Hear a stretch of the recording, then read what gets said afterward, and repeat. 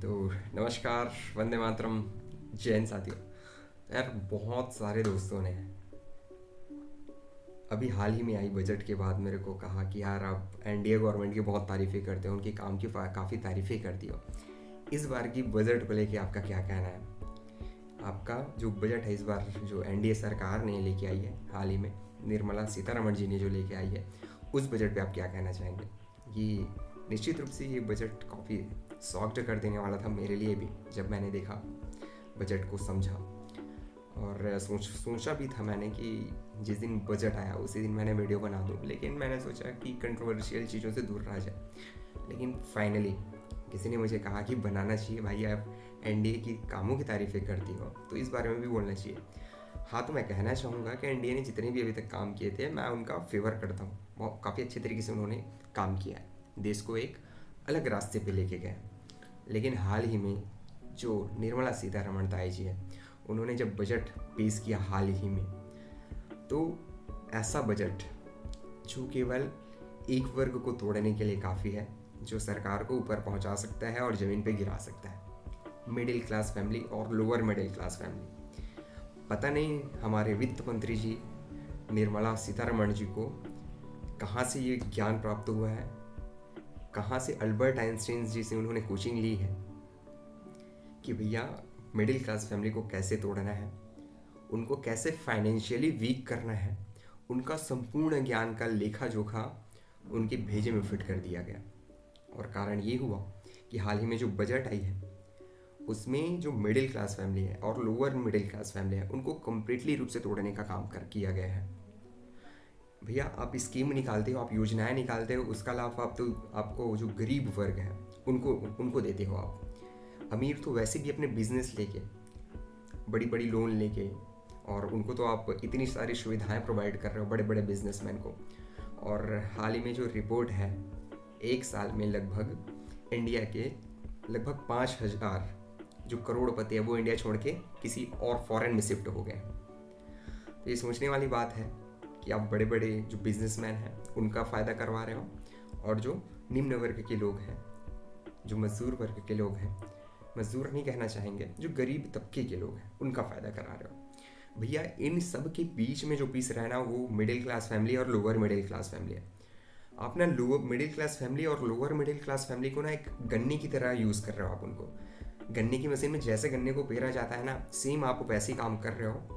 इस बजट को देखकर पूरी तरीके से मैंने यही समझा है, मैंने ये रियलाइज़ किया है। टैक्सेशन में छूट की बात, भाई किसको आप समझा रहे हो? टैक्सेशन में छूट किसको दे रहे हो? हाँ, अगर आप 1200-1400 मेरे महीने की अगर टैक्सेशन में छूट दे रहे हो तो आप मेरे से वसूल कितने रहे ये तो आप बताओ। अगर मैं एफडी करवा रहा हूँ, मैच्योरिटी के बाद मैं उनको निकाल रहा हूँ, तब भी मैं आपको पे करूँ, टैक्स पे करूँ। अगर मैं ट्रेडिंग कर रहा हूँ, पहले तो आपने शेयर मार्केट की लत लगा दी है लोगों को। भाई अगर मैं इंट्राडे ट्रेडिंग कर रहा हूँ तो पर डे का आपको मैं 20 रुपीज़ दूँ अपनी जेब से, अपने पॉकेट से। पहले तो आपने लत लगाया, उसके बाद आप वसूली कर रहे हो। ये गुंडागर्दी वाली बात हुई। अगर मैं लॉन्ग टर्म के लिए इन्वेस्टमेंट कर रहा हूँ तो आपको 12.5% दूँ। लॉस होता है तो मेरा होगा, गवर्नमेंट का कुछ नहीं होगा, लेकिन फ़ायदा होगा तो गवर्नमेंट का होगा और मेरा होगा। तो भाई जब मेरा लॉस हो रहा है तब आप साथ क्यों नहीं दे रहे? जब मेरा फ़ायदा हो रहा है तब आप ले रहे हो। अगर मैं 100 रुपये लगा रहा हूँ तो उसमें से 20 रुपये आपको दे रहा हूँ, तो मेरी पैसे की कीमत क्या रह गई? 80 रुपये। और वो 80 रुपये अगर मैं लॉस कर गया तो गवर्नमेंट थोड़ी बहुत मेरे को पे करेगा क्या? आप बताइए। इतने रिस्क लेके कोई इंसान 2 पैसे फाइनेंशियल स्टेबिलिटी के लिए कहीं पे लगा रहा है, इन्वेस्ट कर रहा है, आप उसमें इतनी बल्क अमाउंट में 20% अगर चार्ज करोगे तो इंसान कितने ही बचा लेगा? एक मिडिल क्लास और लोअर मिडिल क्लास फैमिली में ज़्यादातर जॉब पर्सन लोग रहते हैं। जॉब पर्सन की आय अर्निंग कितनी रहती होगी? अगर एवरेज निकाले अपने इंडिया में तो 50 से 60,000, 70,000, उससे ज़्यादा नहीं होती। तो अगर एक इंसान है, 5 लोगों की फैमिली है, 70,000 अगर उनकी अर्निंग है, तो अभी महंगाई के दौर में, महंगाई के बारे में आप बात नहीं करोगे हमें पता है, तो इस महंगाई के दौर में 70,000 होती है। अगर उसमें से थोड़ी बहुत वो अपनी आने वाली जनरेशन के लिए, अपने बच्चों के एजुकेशन के लिए, एक बेहतर हेल्थ के लिए अगर वो बचाना चाह रहे हैं, 2-4 पैसे बचाना चाह रहे हैं, तब आप उसमें टैक्सेशन अलग से ऐड कर रहे हो। ये मिडिल क्लास फैमिली वालों के साथ कहाँ तक का न्याय है? ये सोचने वाली बात है। आप ये बजट कहाँ से लेके आए हो, किस ब्रह्मांड से लेके आए हो, किस ग्रह से लेके आए हो, ये तो समझ नहीं आ रहा है। लेकिन इस पृथ्वी पर लेके आने के बाद, इस इंडिया पे लेके आने के बाद केवल और केवल आप लूटने का काम कर रहे हो मिडिल क्लास और लोअर मिडिल क्लास फैमिली को। मैं घर में बच्चे के लिए दूध लूँ, उनका टैक्स पे करूँ, मैं खाने के लिए ब्रेड लूँ, बिस्किट लूँ, उनका टैक्स पे करूँ, मैं बच्चों को ऑटो में भेजूँ, या फिर मैं खुद स्कूटर से छोड़ने जाऊँ, उनका टैक्स पे करूँ। इवन ये सारी चीज़ें तो ठीक है, जो बेसिक नीड होती है, शिक्षा, स्वास्थ्य और रोजगार, इस पर आपको बात नहीं करनी है। आपने कॉपी और रबड़ की कीमत बढ़ा दी, कॉपी पेन की कीमत बढ़ा दी, हाँ, आपने मोबाइल का टैक्सेशन में छूट दे दी, चार्जर का टैक्सेशन में छूट दे दी, कम कर दिए। लेकिन इस देश का दुर्भाग्य ये है, टेलीकॉम सेक्टर जो हमको डाटा प्रोवाइड करता है, उस पर आप बात नहीं करेंगे, क्योंकि इससे आपको चंदे प्राप्त हो रहे हैं। सोचने वाली बात है, इस देश का दुर्भाग्य है कि प्राइवेट टेलीकॉम सेक्टर ही पूरे देश को टेली सिस्टम को कंट्रोल कर रहा है। गवर्नमेंट के पास क्या इतनी फंडिंग नहीं है क्या, एक वो खुद का टेलीकॉम सेक्टर स्थापित करे, एक खुद का जो गवर्नमेंट टेलीकॉम हो, जो कंट्रोल करे, सारी चीज़ों को रेगुलेट करे? नहीं बना सकते क्या? सारी चीज़ों को आपने प्राइवेट सेक्टर को दे दी है और उसके बाद वो अपनी मनमानी कर रहा है। 28 से 30% भैया वो अपनी बच्चे की शादी कर रही है और दहेज हमसे ले रहे हैं और मजे आप ले रहे हो। ये कहाँ तक का सही है? गवर्नमेंट को आके जवाब देनी होगी। शिक्षा पे बात नहीं करेंगे, रोज पेपर लीक हो रहा है, नीट का, यूजीसी का, एनटीए, सीएसआईआर का, आप इस पे बात नहीं करेंगे। कहाँ कितने लोग मर रहे हैं, कब दब के मर रहे हैं, इस पे आप बात नहीं करेंगे। एक सप्ताह में 11 पुल गिर गए, इस पे आप बात नहीं करेंगे। भैया अपने को अपनी गवर्नमेंट चलानी है। आप बिहार को दे दिया 59,000 करोड़, 15,000 करोड़ दे दिया आप आंध्रा को, क्योंकि आपकी गवर्नमेंट इस पे बेस्ड है, इसी पे डिपेंड है, तभी आपकी गवर्नमेंट चलेगी, आपकी पार्टी चलेगी। कितने लोगों से आपने सवाल किया जिन्होंने उन पुल का निर्माण किया था? बिहार ही में हाल ही में 7 दिन में 11 पुल टूटे थे। किससे आपने क्वेश्चन किया? किस विभाग से आप जानकारी ली? किन के ऊपर कार्रवाई हुई? नहीं, किसी के ऊपर नहीं। एक मिडिल क्लास फैमिली का लड़का, लोअर मिडिल क्लास फैमिली का लड़का 30-35 साल तक वो तैयारी कर रहा है, उसके बावजूद आप वैकेंसी नहीं लाएंगे। इस पे बात नहीं करोगे, वैकेंसी पे बात नहीं करोगे, रोजगार पे बात नहीं करोगे।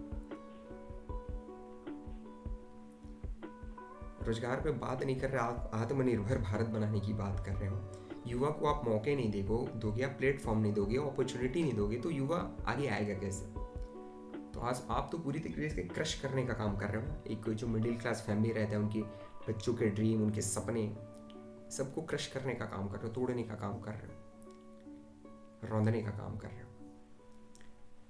ये बजट कैसे लेके आया गया है? कौन से एल्बर्ट आइंस्टीन का दिमाग को अपने दिमाग में फिट करने के बाद ये आइडियाज़ आए हैं? ये तो आप ही जानो, आप ही समझो।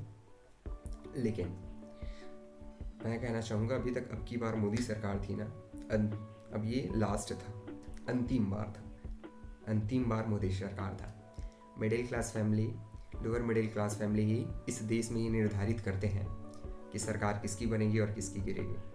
और आपने गिराने का पूरी तरीके से प्लानिंग कर चुके हो, पूरी तरीके से। मैं हालांकि इस टॉपिक पे बोलना नहीं चाह रहा था, लेकिन आज मजबूर हुआ मैंने, क्योंकि बहुत सारे दोस्तों ने मेरे को कहा कि भाई आप एनडीए के अच्छे कामों की तारीफ़ें करते हो, इस पे क्यों नहीं बोल रहे? तो इस पर मुझे बोलना पड़ा। और अच्छी बात ये है कि अगर आप, हर किसी को बोलना चाहिए, क्योंकि आप रोड की फैसिलिटीज़ क्या दे रहे हो? रोड के किनारे देखिए कितनी गड्ढे हैं, अस्पताल तैर रहे हैं पानी में, स्कूल तैर रहे हैं पानी में, इस पर आप कुछ नहीं करेंगे। आप बड़ी बड़ी ब्रिज दिखा दोगे अच्छी सी, लेकिन उनके नीचे पानी भरी रहती है, स्कूल जाने में परेशानी हो रही है, बच्चे के पास रोजगार नहीं है, 30 से 35 साल का हो गया, उसके बाद भी इस पे आप बात नहीं करेंगे रोजगार की। आप बात करेंगे तो बस पर भैया बिजनेसमैन लोग बैठे चंदे की बात करेंगे, धंधे की बात करेंगे। चंदा लो धंधा करो का ये बिजनेस बंद करना होगा आपको। और पब्लिक अवेयर हो चुकी है। अभी तक मैं भी बहुत एनडीए सपोर्टर रहा हूँ, निस्संदेह आपकी कार्य की मैं प्रशंसा भी करता हूँ। अपने देश को बहुत अच्छी पोजीशन पे ले जाके खड़ा किया।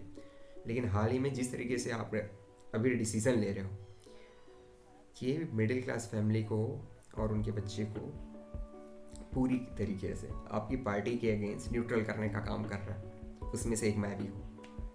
मेरे जैसे ना जाने ऐसे कितने लोग हैं जो डायरेक्टली तो आपको नहीं बोल रहे हैं, लेकिन इनडायरेक्टली कहीं ना कहीं आप वो बोल रहे हैं। तो ठीक है दोस्तों, इस वीडियो को यहीं तक रखते हैं और मिलते हैं अगले वीडियो में किसी और अलग टॉपिक के साथ। फिलहाल हेल्थ इशू है इसीलिए मैं और नहीं बना रहा था, लेकिन कुछ दोस्तों ने मेरे को काफ़ी प्रेशराइज कर दिया, भाई इस पर तो बोलना पड़ेगा क्योंकि आप एनडीए की कामों की तारीफ़ें करते हो, तो फिर इस पर तो बोलना बनता है। तो फाइनली ये बजट मेरे इस समझ से तो परे है, क्योंकि हम जैसे middle class, lower middle class family वालों के लिए इस बजट में कुछ नहीं रखा है।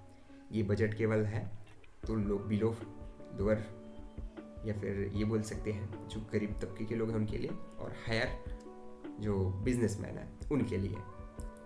गवर्नमेंट को एक चिंता करनी होगी, हमारे ज़्यादातर जो करोड़पति बनते हैं ना वो फॉरेन शिफ्ट हो रहे हैं। हमारा इंडिया वैसे भी फाइनेंशियली वीक होता जा रहा है क्योंकि बाहर की गवर्नमेंट सपोर्ट करती है बिजनेसमैन को, और आप उनसे टैक्स 150 करोड़ की आबादी में केवल 4 जो टैक्स पेयर्स है अपने इंडिया में, ये भी याद रखनी होगी।